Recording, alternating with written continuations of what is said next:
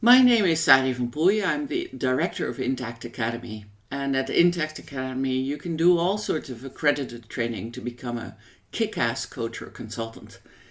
Within Team Agility, we help businesses become innovative and agile. And we've created a model for that, and we take you through that in 32 weeks with guarantee. So what I'm talking about now is executive coaching, and this is after introducing the general model and the step of contact and contract. I really want to talk about problem definition. Problem definition is something that's it's a science and an art, really. So when a client comes, they will tell you all sorts of problems at all sorts of levels. And what is really important in the coaching is that you help them discern what problems they have at what level. This also influences what you do with your client to help them resolve their problems, or her. I find transactional analysis is really helpful with that, but transactional analysis transformed into the Sari van Poelje model of problem definition. So I'm going to show you how I use transactional analysis for this. So I'm going to share a screen a second, and then we're going to go through this. If you can see correctly, so this is the transactional analysis concepts. And the way I like to think about problems is there's a level 1, a level 2, or a level 3 problem that a client brings, and sometimes they bring all three at the same time. So at level 1, what I'm looking at when a client comes to me is what's happening at the behavioral level. The way we look at that from a TA standpoint is we look at what kind of ego states is the client using? How are they talking to me? What are the transactions that I can see and feel? How, not what, but how are they talking to me?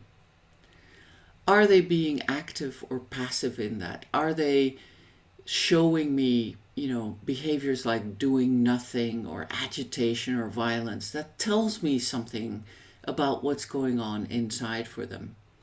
And I'm also looking at how and what emotions they express, because sometimes people express emotions that don't really feel authentic. It's something that they've learned to express instead of their authentic feeling.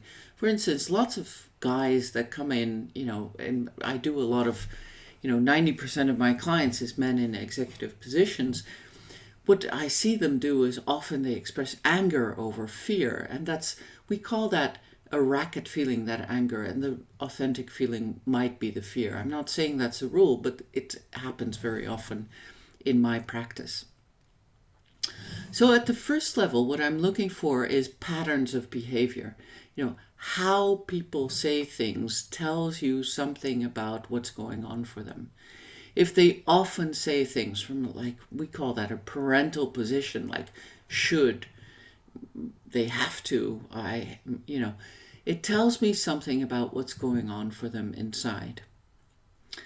If they talk in terms of, I don't really know what to do, I know something about what they're going through inside. But at the first level, I'm looking for a problem definition at the behavioral level. So for instance, an executive comes in and says, I'm always fighting with my boss. And in the conversation with me, I can see how he might do that as a pattern. For instance, he over-adapts to me first, and then he starts to challenge and compete with my position, even in the first coaching conversation. And then I see him leave and I'm thinking, yeah, I understand why you get into trouble, So I look at patterns of behavior at the first level of problem definition. At the second level of problem definition, what I look at is what might be going on inside for them. And there's really a couple of things I look at. I look at, we call that structural ego states. So what might they have internalized as we call those parental parental injunctions. So drivers, let's say drivers, are they trying to be perfect, pleasing others? What might they have integrated for themselves, learned from their parents probably about how to be successful? What have they integrated really at that structural level in what we call ego states, so patterns of thinking, feeling, and behavior at the child level? So how has this person learned to survive? I'm looking at their behavior and then thinking about, so what's the internal pattern that's going on for them?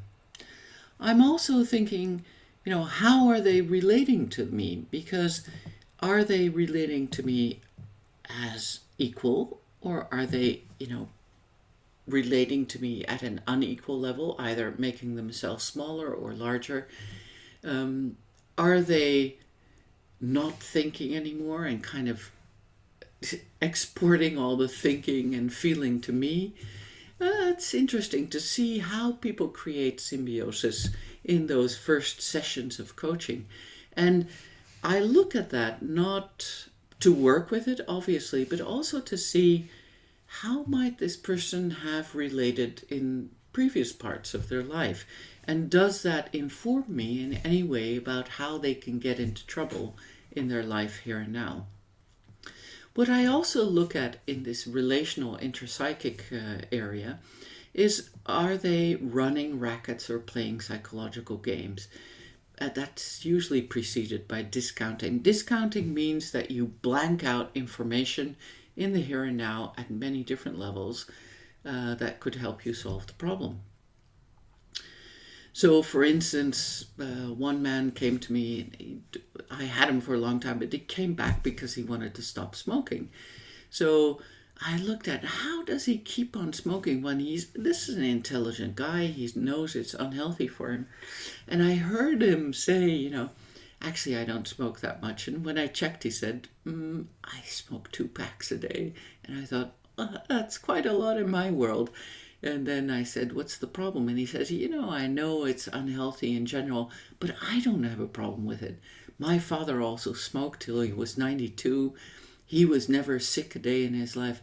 And I thought, yeah, I understand how you can keep on smoking despite all your information about it. We call that discounting, really. So at this second level, I look at what's going on in the relationship with me and in the relationship with yourself internally that might tell me something about how you get into trouble in the here and now. There's a lot more to be said about that, but I've done that in earlier blogs, so please look those up on YouTube. At the third level of problem definition, I really look at what historic factors might there be in this problem. Is this a repeating pattern? Is this a history? Something they haven't learned in their past? For instance, if they come from very conflictuous families, maybe that's the pattern they've gotten used to and they repeat it in later life. Does it have something to do with their life position? So do they think they're better or bigger or smaller than other people really? We call that life position, plus, minus, plus, plus. Does it have to do with their narrative? So the story they tell themselves about their life. We call that life script. So we talk about, when children are very young, they make up already a story about how they're going to live, how they're going to die, and what kind of person they'll be in their life. We call that kind of the base tone in a life. And I'm looking at the conflicts at the behavioral level, looking at, so how do you do that with me? And then I'm listening to, what is your history of conflict in your life? What role does that play to validate your life script, so the narrative you have about your life? At all these levels, I'm thinking, what can I see? How are they doing it? What is their history? And then really at this problem definition level, I'm already thinking, what's the smallest step I can do in relationship with the client to change whatever they're living from their past? So we call that past and present. and also to help them solve the problem in the here and now. So lots to think about in this problem definition stage. What I'm inviting you to do is to use this graph as a guideline for you to think about what is really going on with my client. Let me know how you get on.